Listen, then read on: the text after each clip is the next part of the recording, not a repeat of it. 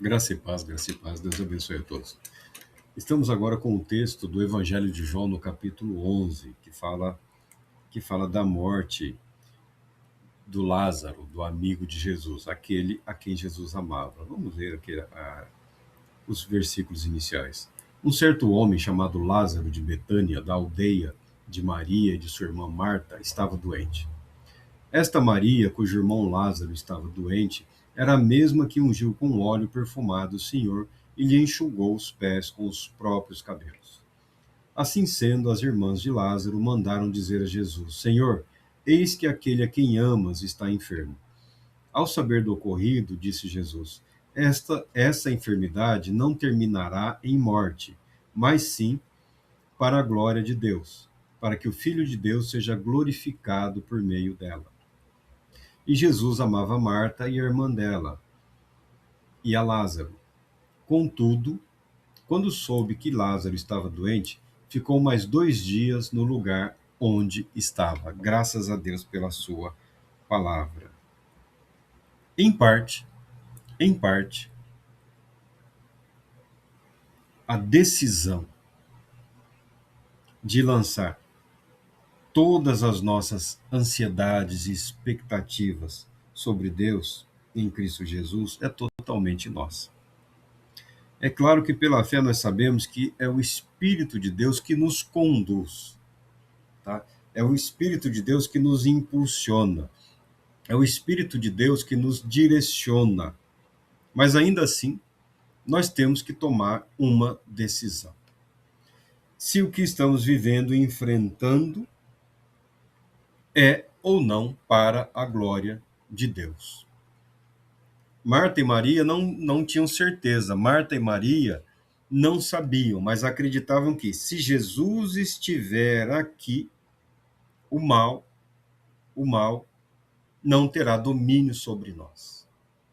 E elas enviam mensageiros até Jesus, que não era difícil de ser encontrado, assim como hoje não é difícil de ser localizado, não é difícil de ser encontrado. A Bíblia fala o endereço exato de onde Jesus se encontra, à destra do Pai, nos céus. Você não precisa nem ajoelhar. Se tiver tempo, ajoelhe. Você não precisa nem falar. Volte a sua mente, o seu coração, o seu espírito para as verdades eternas. Antes que as palavras sejam pronunciadas, o Todo-Poderoso Deus já terá sondado a sua mente e o seu coração. Ainda assim, nós somos sempre instados, nós somos orientados a clamarmos ao Deus Todo-Poderoso. Você sabe onde Jesus está. Você sabe de tudo que ele fez e de tudo que ele é capaz. Marta e Maria chamam Jesus com urgência. Ó, Lázaro está doente e aparentemente é muito grave. Jesus, ao receber a notícia, permaneceu mais 2 dias. Mas antes disso, ele afirmou: essa enfermidade não resultará na morte. Essa enfermidade não terminará na morte, mas sim para a glória de Deus, para que o Filho de Deus seja glorificado por meio dela. Aí você pode dizer, mas eu clamei, eu confiei, eu busquei, e o milagre não aconteceu.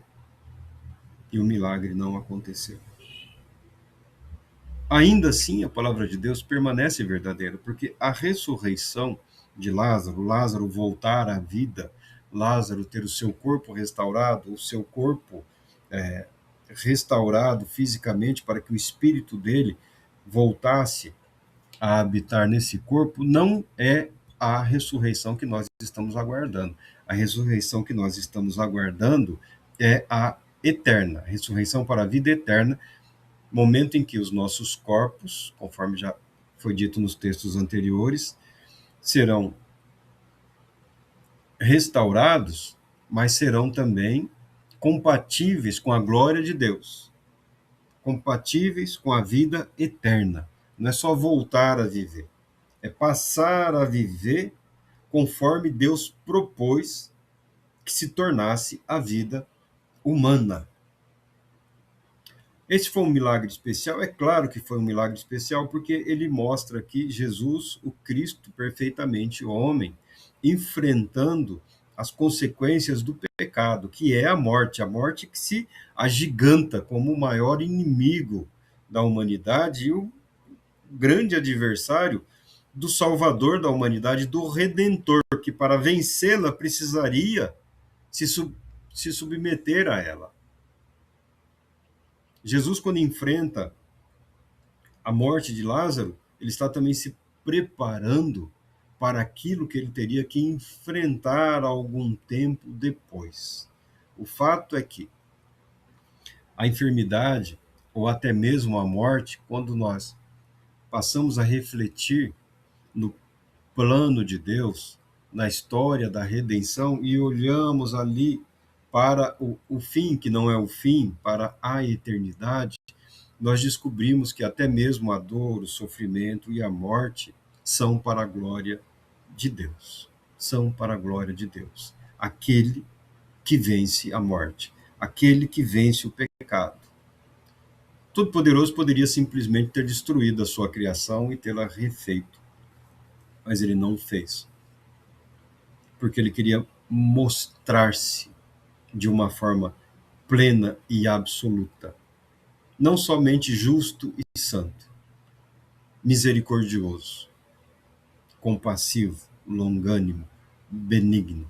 E a bondade de Deus se revela na maneira em que ele afirma o seu amor em relação à sua criação, mesmo quando a sua criação está debaixo do pecado, da escravidão do pecado. Deus nos amou quando nós éramos indignos desse amor. Porque amar o amável é algo óbvio. Amar o desprezível e o odiável é algo que nos espanta, que nos assusta. Por quê? Deus tem todas as certezas, mas nós não.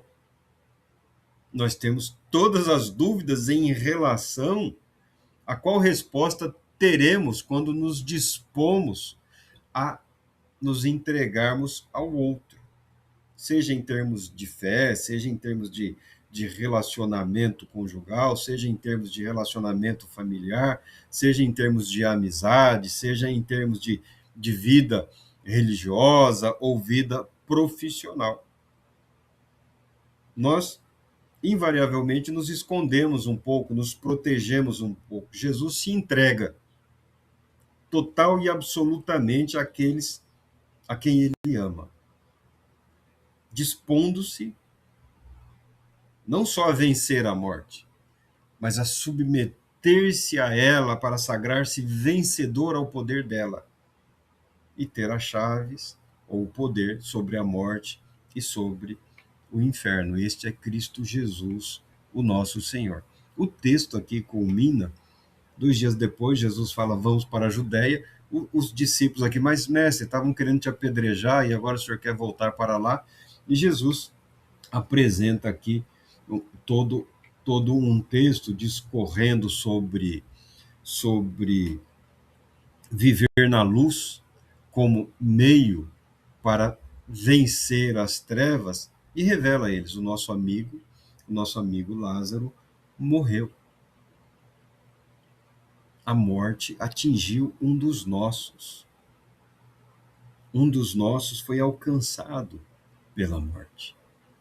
Mas Jesus é a ressurreição e a vida. O que impressiona nesse texto aqui, quando Jesus fala vamos, e Jesus vai, aí os seus discípulos ficam meio que titubeando, um olhando para o outro, e Tomé, o gêmeo, o Dídimo, ele fala, vamos também nós para morrermos com ele, vamos com Jesus. Se Jesus vai para a Judéia, vamos para a Judéia. Se ele morrerá lá, vamos morrer com ele. Porque ele se apresenta como a ressurreição e a vida. Tomé decidiu-se por Cristo Jesus. Você decidiu-se por Cristo Jesus. Eu decidi por Cristo Jesus.